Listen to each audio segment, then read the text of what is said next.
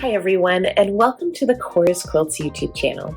If we haven't met before, my name is Shelley Cavanna. I am a quilt and cross-stitch pattern author, I'm a textile designer, and I write quilting books like the Barnstar Sampler and the Flower Farm Sampler.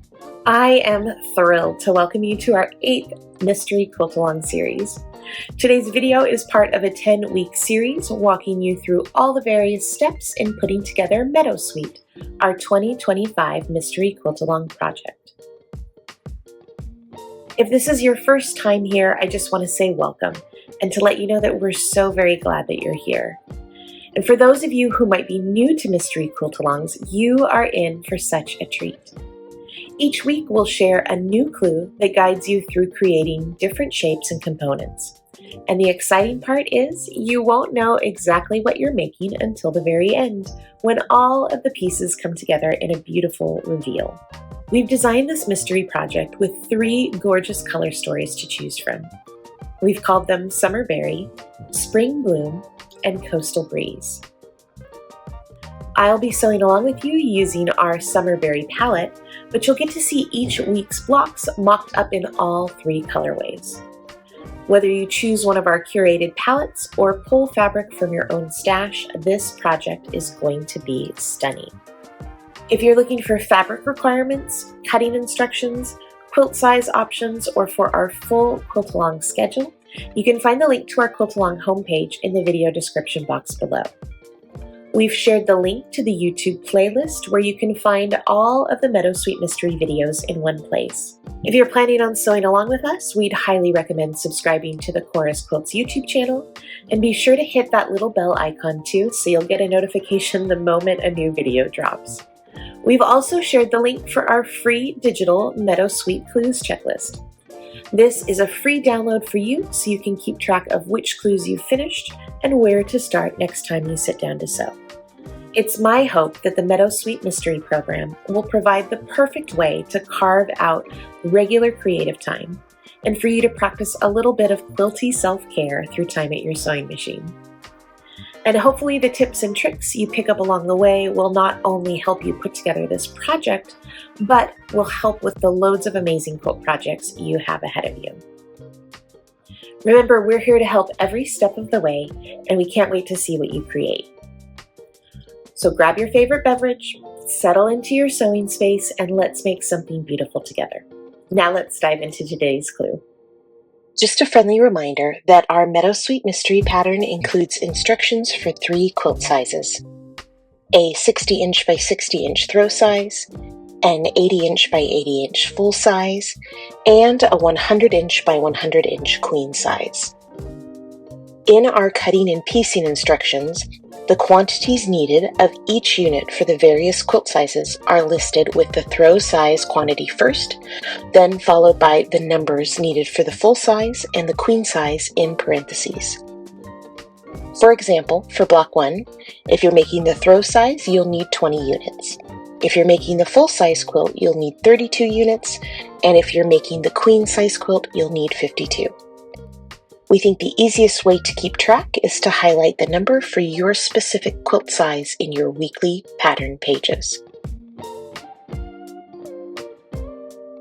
This week, we're continuing our adventures in stitch and flip piecing with a new shape, the stitch and flip rectangle. As we mentioned in last week's video, you want to make sure that you have some sort of temporary marking tool on hand, like this Sewline 3-in-1 ceramic pencil. Last week, we also introduced the idea of glue basting with a washable glue stick. If you're new to making stitch and flip rectangles, then you'll probably want to have one of those on hand this week as well. And finally, I think that you'll find using a rotary mat this week will be most helpful in marking your cutting lines. A mat with the diagonal seams marked on it is best. If this is the first time using any of the techniques we're talking about in today's video, we highly recommend that you practice with scrap fabric first before moving on to using the fabric for your actual quilt. I have made tens of thousands of stitch and flip rectangle units over the years, and I've experimented with a number of different ways to make them.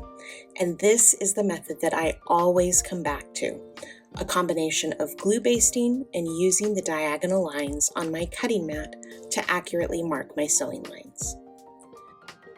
So first we're going to add a little dab of washable glue to the upper right corner of our D rectangles. Do your best to keep the glue in the corner. You don't want to cross over your seam line. And because we're glue basting, we will not be able to repurpose these triangle trimmings for another project. If this is upsetting to you, you could absolutely use a pin instead, but I think that the pin makes it a little bit harder to accurately draw your stitching lines. After we've added that dab of glue to the background D rectangles, we're going to line up our B rectangles at a perpendicular angle to the right end of a D rectangle. You want to take loads of care here to make sure that your corners are lined up really well, and then press that glued area into place so your fabric won't shift as you mark your lines. Then we're going to use the grid lines on our rotary mat to help us mark the stitching line.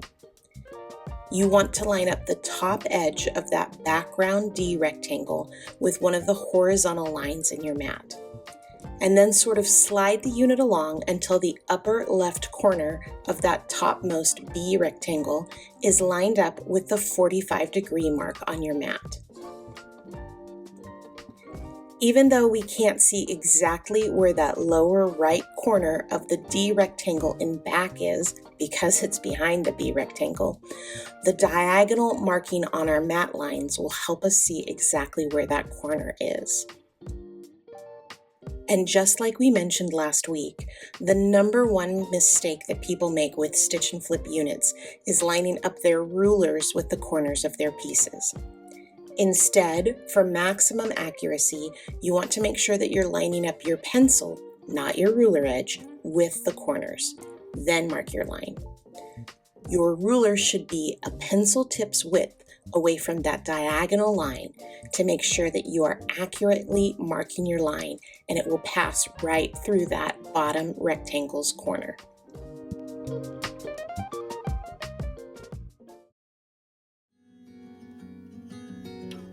This video is sponsored by me.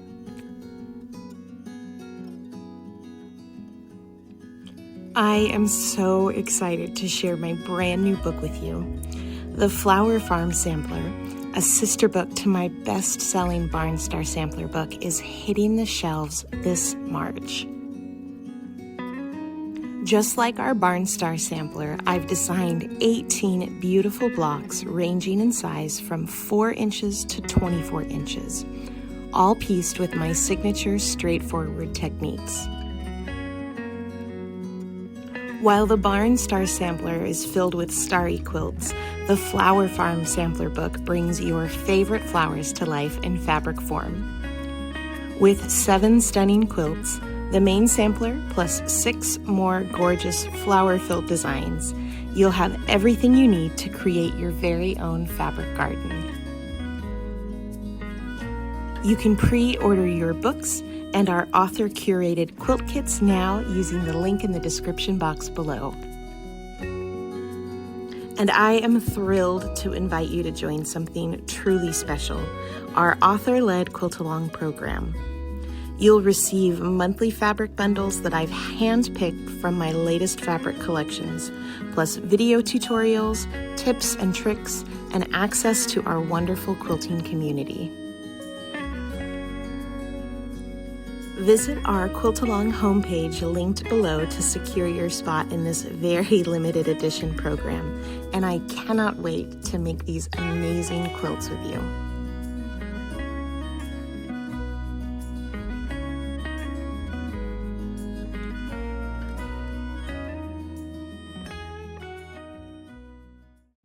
After you've carefully marked your stitching lines, then you're ready to sew.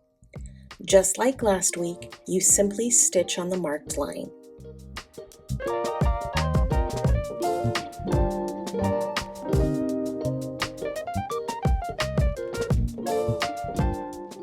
You can chain piece all of your units at once by taking a couple of stitches beyond the edge of the first block and then immediately starting to stitch your next block without clipping the thread in between. After everything is sewn, then we're ready to trim off the excess fabric in the corners down to 1/4 inch away from the seam line.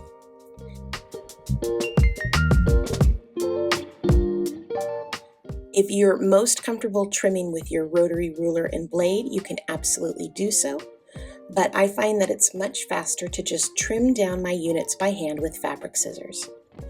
It's okay to just eyeball that 1/4 inch distance because it's going to be buried along the backside of our block.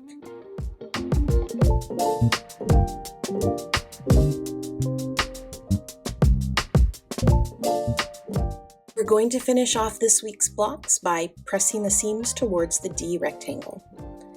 As you press, do your best to keep those top and bottom edges of the block as straight as possible. You want the finished block to look like a complete rectangle. If your blocks do have a very slight bow or a slight smile to them, don't worry about it too much. We'll be able to ease them back into place when we join these blocks with their neighbors. Here's a look at the finished blocks. And here's what they look like in all 3 colorways.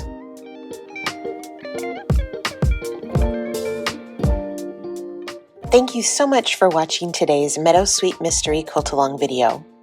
Remember, you can share your progress photos or quilt pics over on Instagram using hashtag Cora's Quilts.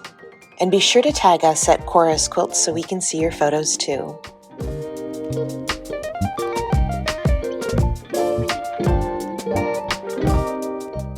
Don't forget to stop by our website and sign up for our emailed newsletter to hear all about the happenings in our studio. We'll send you 2 free quilt patterns to say thanks for signing up. If you've enjoyed this video, please give it a thumbs up and make sure you're subscribed to our YouTube channel. Happy sewing, and we'll see you next week with another Meadowsweet Mystery Quilt Along video.